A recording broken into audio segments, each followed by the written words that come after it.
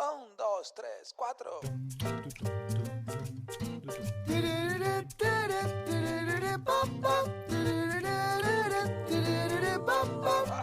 Neurona financiera, neurona financiera, neurona financiera, neurona financiera.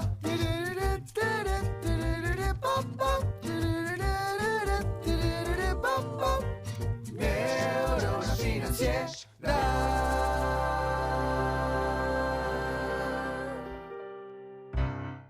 Muy buenos días, tardes, noches para todos. Bienvenidos a un nuevo episodio del podcast de Neurona Financiera.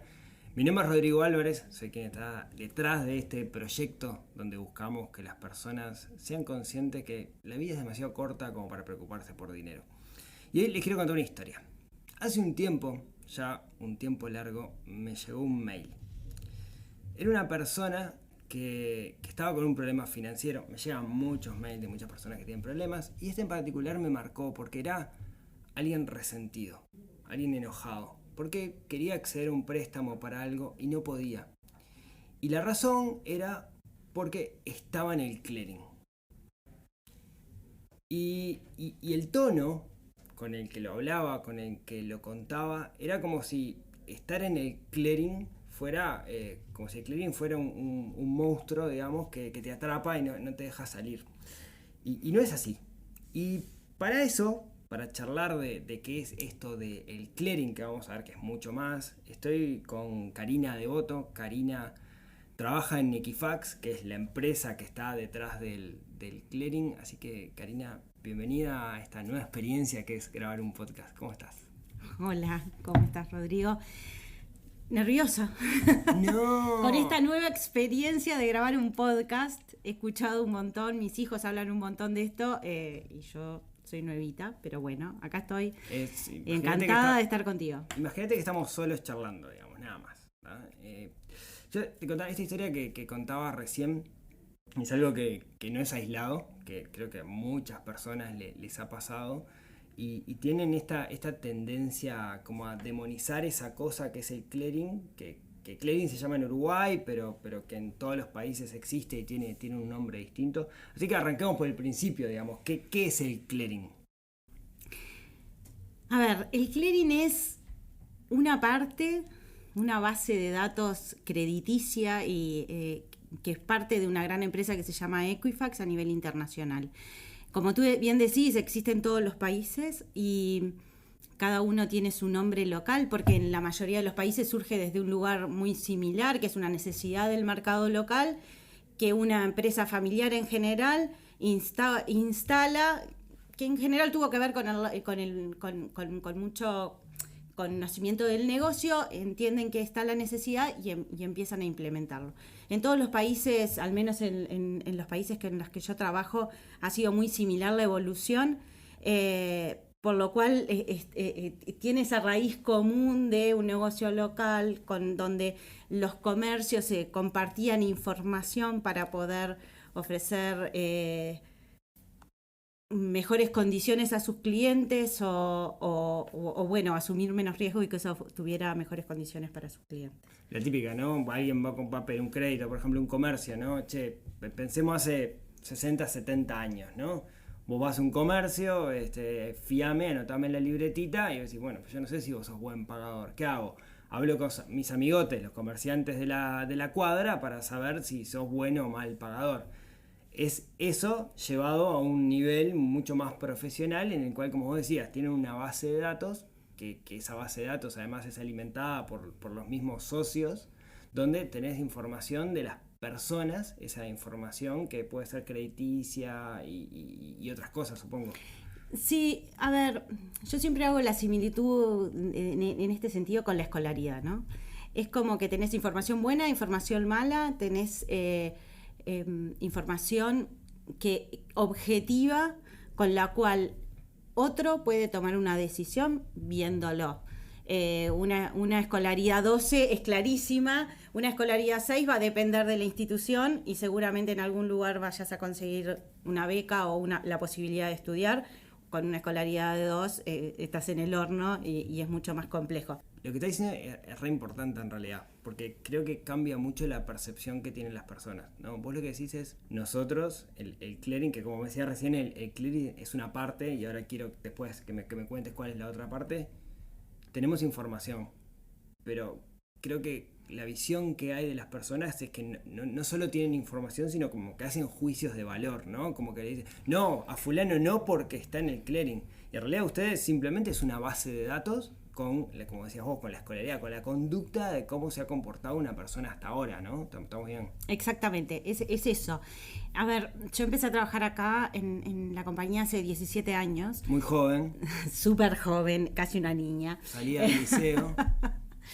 Pero una de las primeras cosas que más me impactó es que uno llega a trabajar al clearing y los malos de la película y decirle a tus amigos, no, estoy trabajando en el clearing, y empieza a surgir de ahí ¿qué datos tenés de mí? No, porque yo un día fui garantía, siempre la gente fue garantía, nunca... La gente que tuvo alguna vez algún tipo de problema con el clearing, como suelen decir, siempre fue porque fueron garantía, y eso era algo graciosísimo. Y en realidad cuando entré a trabajar y empecé a ver el trabajo que se hace y de la forma que se trabaja y con el cuidado que se trabaja y se maneja la información, y quedó muy, muy en la leyenda urbana aquello de una vez que entras al clearing ya no salís nunca más, y decís, a ver, todos no tenemos una ficha, pero eso es un dato que es importante. No todos estamos en el clearing, pero está buenísimo estar en el clearing y en la base de datos del clearing, y demostrar como en la escolaridad que soy un 12 o que soy un 10, o que tuve en algún momento algún tema, pero que hoy estoy bien y estoy pagando todas mis obligaciones, que no hay información de mí, entonces no sé cómo va a ser mi comportamiento. Bueno, eso es algo que no estamos muy acostumbrados. Exacto. Nosotros, pero que los yankees, ¿no? Más mercados del norte, yo he llegado a escuchar amigos americanos que me dicen, no, tengo que sacar este crédito. ¿Por qué tenés que sacar ese crédito si no lo necesitas? No, porque tengo que sacar el crédito para que mejore mi calificación crediticia, porque yo en 5 años quiero sacar una hipoteca, y si no tengo historial, en realidad no me la van a dar. Entonces necesito hacer cosas para que se me genere, digamos, el historial. Entonces, ahí ya dijiste algo que creo que le cambia la percepción a todo el mundo, que es estar en el clearing. No están solamente aquellos que en algún momento tuvieron una mancha en su historial, ¿no? Sino que están todas las personas que pasaron básicamente por el sistema financiero, ¿no? Exactamente. Esa es como una de los primeros mitos a derribar. En el imaginario colectivo están en el clearing los deudores, ¿no? Exacto. La gente que tiene un incumplimiento. Y no es así. O sea, yo tengo un teléfono, tengo una tarjeta de crédito, tengo un servicio de cable. En todas esas operaciones, de alguna manera tuve que demostrar cuál era mi comportamiento en el pago de mis obligaciones. Entonces eso me permite acceder a beneficios también. Al demostrar que yo tengo durante muy poquitos años, porque soy muy joven, 17, como dijimos, era muy chiquita cuando empecé a trabajar acá, pero que en todos los años en los que yo he estado trabajando en el sistema financiero he tenido un buen comportamiento. Me habilita a acceder a mejores condiciones en el producto que yo estoy solicitando, claro, en muchos casos. Yo me acuerdo una vez, estaba en el banco, estaba esperando en el banco, y había alguien con un oficial de cuentas pidiéndole un préstamo. Y el oficial de cuentas le decía, no te lo puedo dar. ¿Pero por qué? Y le decía, porque vos acá no pagaste la tercera cuota de esto. Pero eso fue hace 3 años, yo tenía 18 años. Sí, le decía el oficial de cuentas, pero todo lo que haces queda registrado, está tu historial. Y como está este historial, no te lo podemos dar porque la política del banco no lo permite. Y a veces no nos damos cuenta de eso, ¿no? De que nuestra conducta financiera va dejando un registro ahí, y ustedes son parte, digamos, de llevar ese registro, de guardar ese registro para que otras personas consulten. Ahora, ¿yo puedo saber qué dice el clearing de mí? Sí, por supuesto. Eso, a ver, ese es otro de los grandes temas, ¿no? De las grandes preguntas que hace la gente en la calle, o amigos con los que decís dónde trabajás. ¿Cómo puedo saber qué información tienen de mí? A ver, nosotros tenemos un reporte de crédito donde tú podés comprar en nuestra web online, se llama Mi Clearing, y es tu reporte de crédito tal como lo puede visualizar cualquier afiliado o cliente nuestro que esté pidiendo información sobre ti. Eso lo puedes comprar en nuestra web o lo puedes comprar en las redes de cobranza, tanto en Habitat como en Red Pagos. Puedes ir a comprar tu informe. Por otro lado, también la ley a nosotros nos obliga a brindarte la información gratuitamente en intervalos de 6 meses. Por lo tanto, llamando a nuestro call center también te van a poder brindar la información que tengamos sobre ti. Ahora, ese informe... Tiene la posibilidad de solicitarnos la información. Bien. Básicamente nosotros tenemos la obligación de dártela, llamanos y te la vamos a brindar. Y ese informe, y acá me uno con lo que decías al principio, el clearing es parte de lo que hacen, ¿no? O sea, la información, el clearing es parte de la información, pero ese informe tiene más, ¿no? El clearing es como se ha ido reduciendo de alguna manera al dato del incumplimiento, también en el sentido de que es lo conocido, ¿no? Cuando alguien dice estoy en el clearing es porque tiene una deuda que está registrada en la base de datos. Y eso ha hecho que clearing sea esa parte de lo que es la compañía. A su vez nosotros tenemos datos de cumplimiento. Como decía, tenemos datos de denuncias de documentos de identidad. ¿Qué significa eso? A mí hoy pierdo la cédula o me la roban, voy a realizar la denuncia a la seccional policial y esa información prácticamente en el momento ya figura en mi reporte y eso hace que mi documento de identidad a partir de ese momento también sea comunicado a todos las empresas comerciales donde alguien podría llegar a hacer usurpación de identidad con ese documento. Para un poquito ahí. Eso lo que quiere decir es, yo pierdo la cédula, ¿no?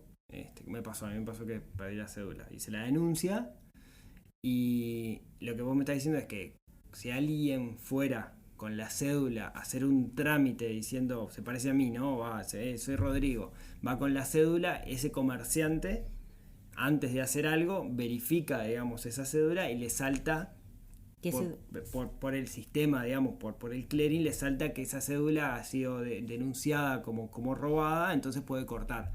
Y ahí estamos viendo, digamos, la ventaja, digamos, de esto, ¿no? No solamente la parte negativa, que es lo que todo el mundo piensa, sino vimos, una ventaja es información para que de alguna manera no usurpen tu identidad. Después tenemos información, digamos, de las cosas que haces bien, no solo de lo que haces mal, que es lo que tenemos. Bien.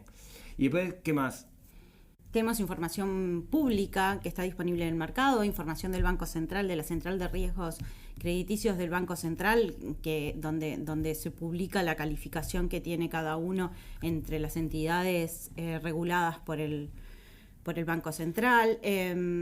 Bien, que eso, para que está buenazo eso, porque no sé si todo el mundo lo sabe, ¿no? Es que todo lo que hacemos en el mundo financiero, nosotros, los bancos, las instituciones financieras intermediarias, tienen la obligación de reportarlo al Banco Central. Y el Banco Central tiene una base de datos de todo nuestro historial crediticio, incluyendo tarjetas de crédito, que es un crédito.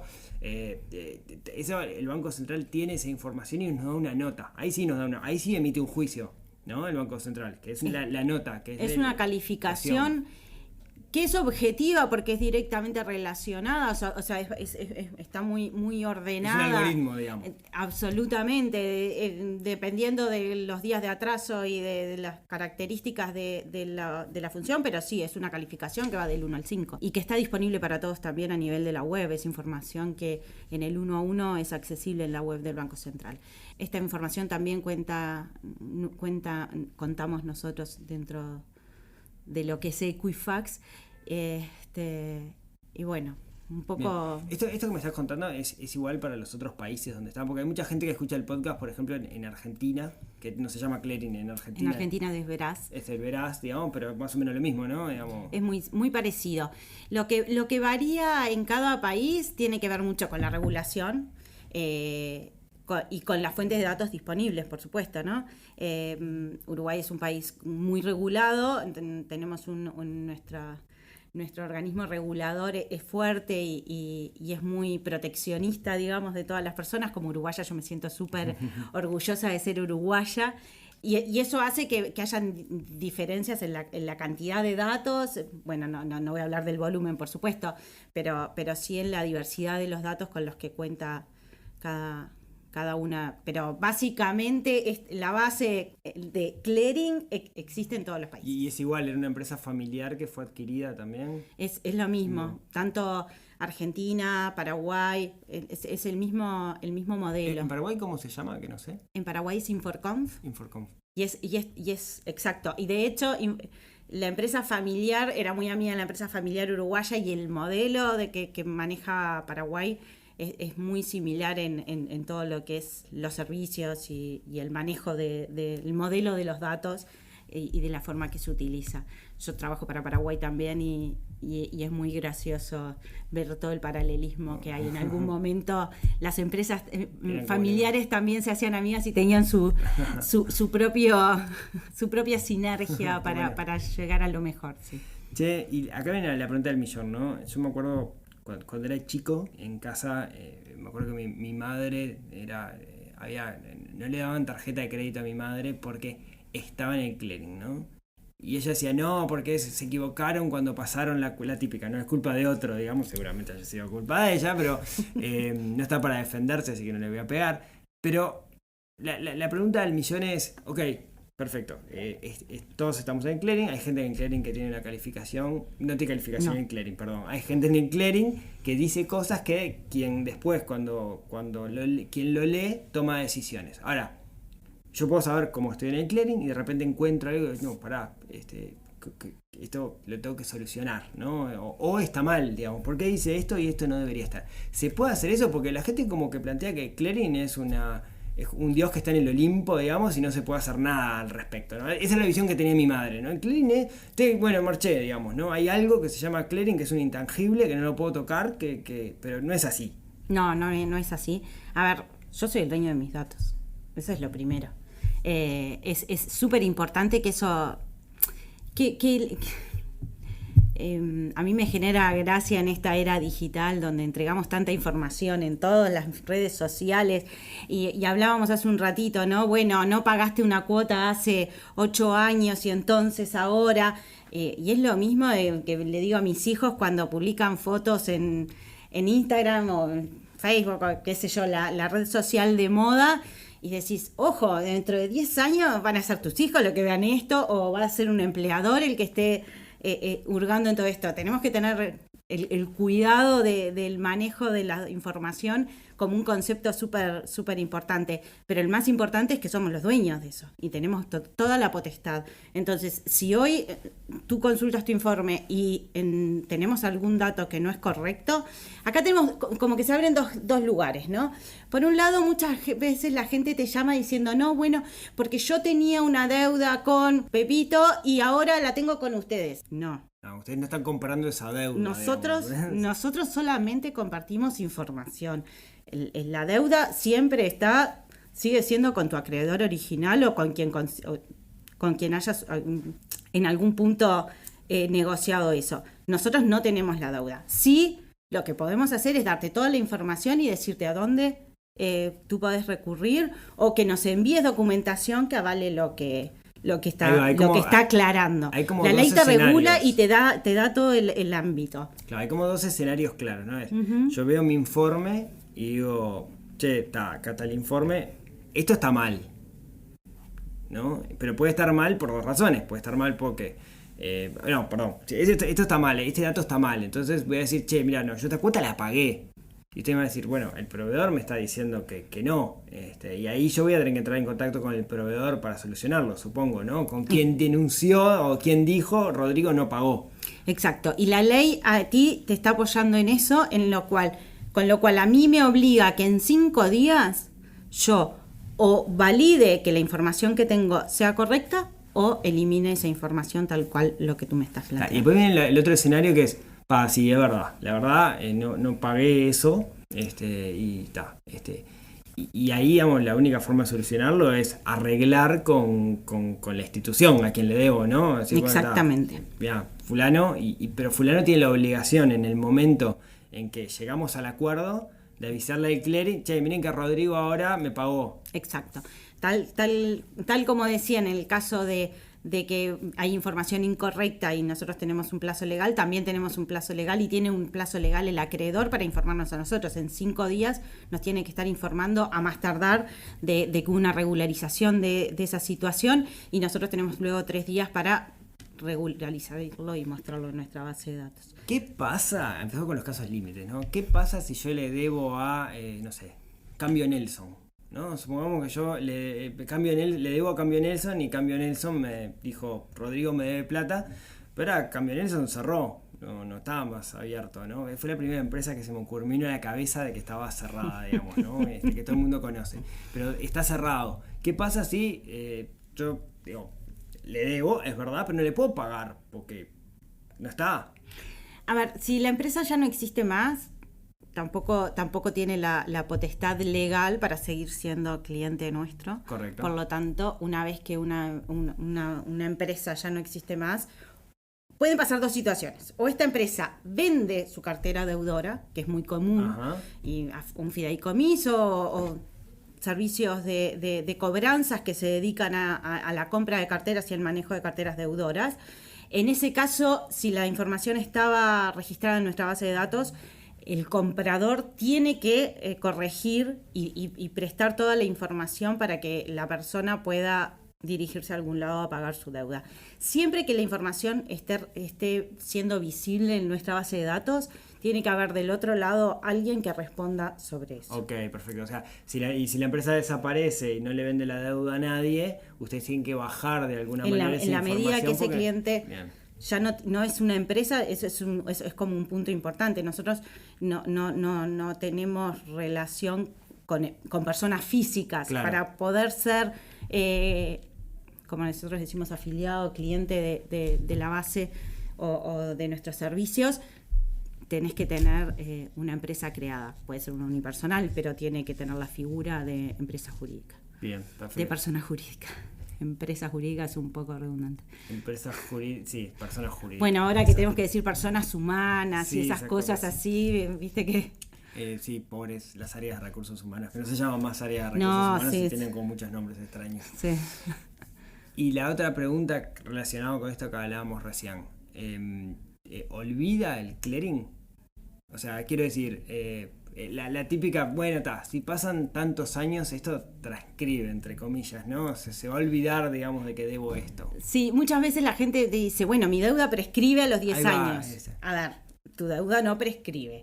Pero dentro de la base de datos de clearing, la información va a estar registrada por 5 años, con la posibilidad, el afiliado, de volver a registrar por 5 años más. Un máximo de 10 años es lo que puede estar registrado una deuda en nuestra base de datos. Lo que no quita que no sigas debiendo, ¿no? La deuda la seguís teniendo y eso será un acuerdo sí. dependiendo de la entidad, Pero no pasa que la empresa quien declaró la deuda pueda volver a decir, mirá que me sigue debiendo. No. O sea, la ley es muy clara en ese sentido. Todo este tema está súper regulado. Y lo que está habilitado es a una única opción de reinscripción, incluso en un periodo de ventana que es muy limitado. No es que yo pueda decir desde el día 1, bueno, déjalo por 10 años, que si no, cuando me pague te aviso, y si no me pagas sigue por 10 años. No, es por... nos envían la información, se registra, a los 5 años tiene que demostrar la voluntad de que quiere volver a registrar por 5 años más, y ahí se acaba. El derecho al olvido existe. Y es un total. Eso quizás para algunas personas sea como cierta esperanza, ¿no? Gente que de repente tiene deudas grandes y que quiere acceder a otras cosas y no puede saldar esas deudas.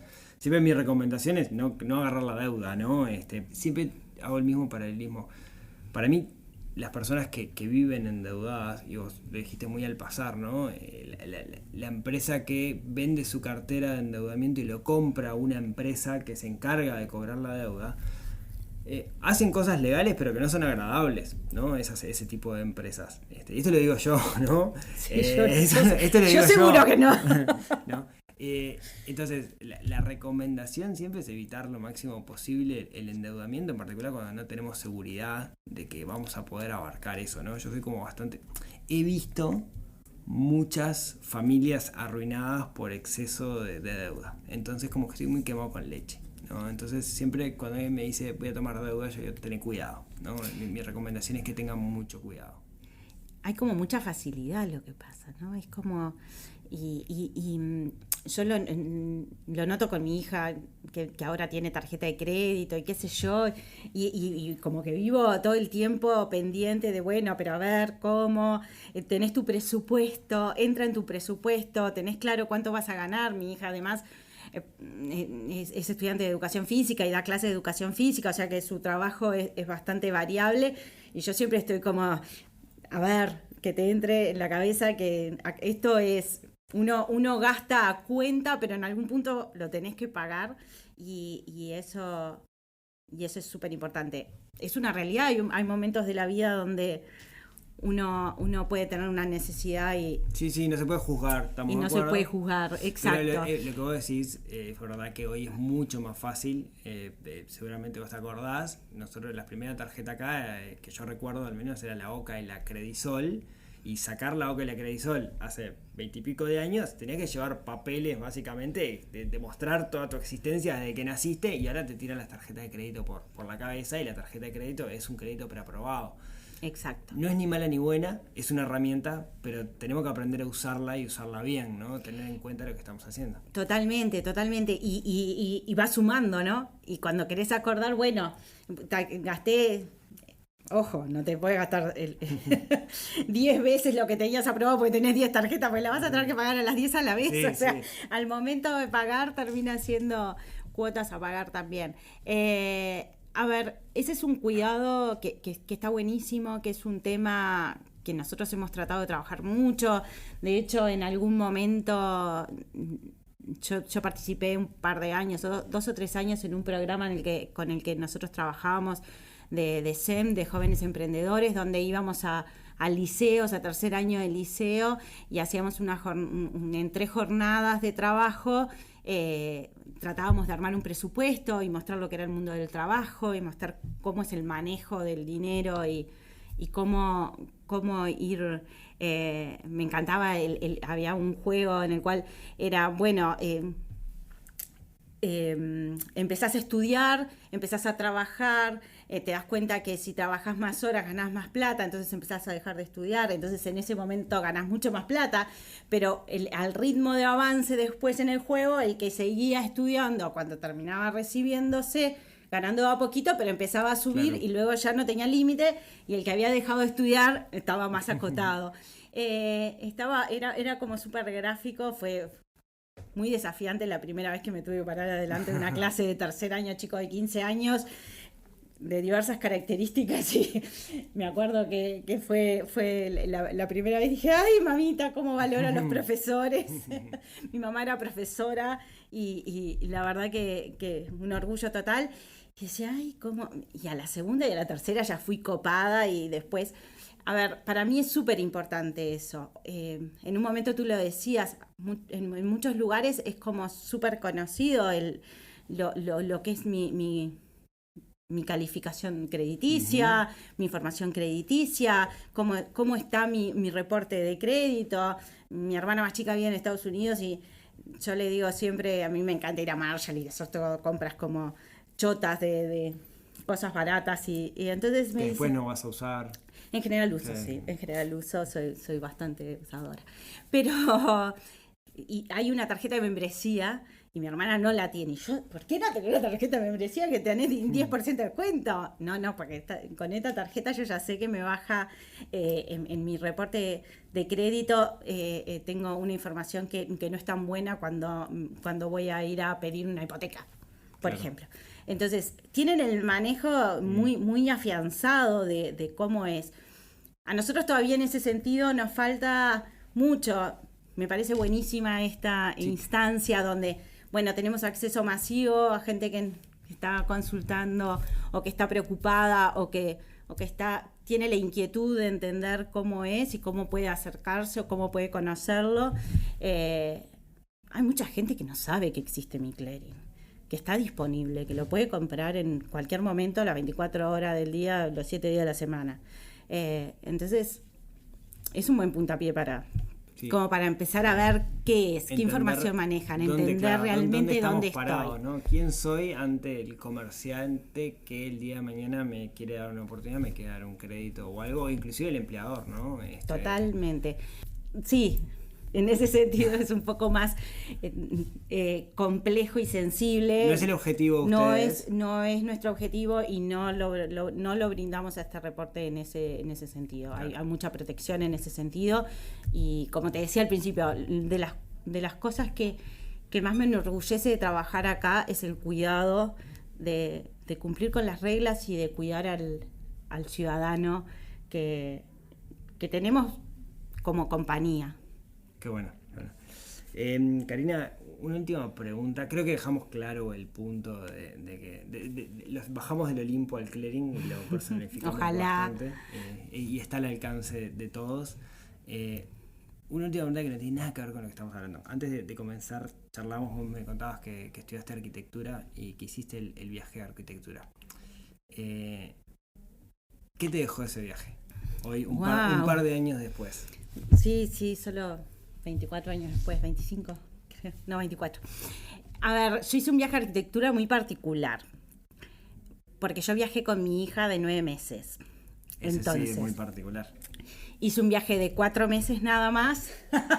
Uno dice 4 meses nada más, sí. Obvio, comparado con los 9 meses del común de las personas que estudian. Valiente. Como pocas, o inconsciente, no lo sé. O las dos cosas. Uno de mis máximos orgullos, sin dudas, fue haberlo logrado.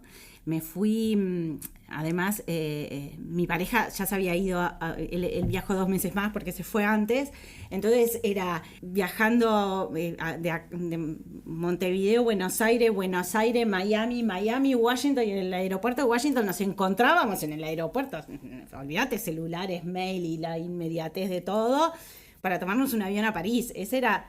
Y yo hasta ahí solita, y encima cuando me iba a viajar, habían cambiado las reglas y mi hija estaba en mi pasaporte, porque estaba aquella cosa de que te robaban a los niños, y era como toda una época de una paranoia muy particular, entonces tenía que estar en mi pasaporte, qué sé yo, y voy al aeropuerto y yo tenía una sola visa para Estados Unidos, porque el momento que había sacado la visa era una por pasaporte, y el momento que viajé era una por persona. Entonces estuve con custodia en todo un drama, llamando a mi pareja por los altaparlantes en el aeropuerto en Washington para que supiera dónde estaba, qué sé yo. Pero, o sea que fue valentía en ese momento para poder subirme a un avión en esa situación y después vivir, que nada, mi hija cumplió 1 año y lo festejamos en un camping en Copenhague. Éramos 9 en la camioneta, 10 con la beba. Los otros 9 estaban re felices. Los otros 7, porque bueno, Sí. mi pareja y yo no teníamos más chance. Pero los otros 7 fue la mascota, hoy es recordada por toda la generación, creo. La verdad que una divina, se portó espectacular. Y si tengo que ir al concepto original de tu pregunta, de qué me dejó, es eso, que si querés, podés y se disfruta de todas las formas. Vivíamos en carpa, o sea, fueron 3 meses a carpa. Creo que nos quedamos en 3 meses, 5 noches en algún hotel. Todo lo demás a carpa y colchón inflable y todos los días. Y un recuerdo maravilloso. Para mi hija no tanto, porque no se acuerda, pero bueno, estuvo. Sí, y ve las fotos. Y ve las fotos, exacto. Con esto no tiene que ver con lo que veníamos hablando, pero me parece que dejas una reflexión re linda, ¿no? Que a veces nosotros nos ponemos como limitaciones, nos autolimitamos con un montón de aspectos. Ay, no, que no tiene mosquitero, me voy a seguir a alquilar esta casa que no tiene mosquitero, que no sé qué, no sé cuánto, que el nene que le pican los mosquitos. Y en realidad, si querés, se puede, ¿no? Y puedes hacer cualquier cosa que quieras y la clave está en disfrutar las pequeñas cosas. Total. Absolutamente. Es tal como decís, no tiene wifi, no tiene cable, no tiene cosa. Sí. Qué lindo. No, un placer absoluto. Yo creo que es mi máxima experiencia en la vida. Y se disfrutó muchísimo. Qué bueno, qué lindo. No sabía que iba a salir por ese lado, iba por cualquier otro yo, pero me encantó. Está buenísimo eso. Sorprendo a todo el mundo cuando me digo que me fui al viaje de arquitectura 4 meses con una beba. Y sí. Bueno, Karina, muchísimas gracias por acompañarme, por acompañarnos el día de hoy. Algo que nos haya quedado pendiente, que valga la pena decir. Miramos para los costados, ¿no? A ver, fue un placer. Por favor. Para mí yo soy medio maestrita ciruela y me encanta tener la oportunidad, si bien el nervio de esto de la modernidad y el podcast, me encanta tener la posibilidad de explicar y de comentar cosas que me resultan que son importantes para todos. No, sin duda, y sobre todo asumir la responsabilidad de lo que hacemos, que al final, digamos, ese culpable que estamos buscando, ese responsable somos nosotros mismos y es nuestra propia conducta. No podemos mirarnos al espejo y decir, qué feo que es el espejo, porque somos nosotros los que nos estamos mirando, ¿no? Sí, así mismo. Bueno, muchísimas gracias por acompañarnos, muchas gracias a todos, y si tienen ganas, nos vemos, nos hablamos, nos escuchamos el próximo miércoles en otro episodio que ayuda a desarrollar esa neurona financiera que tenemos un poquito dormida y tenemos que despertar. Chau, chau.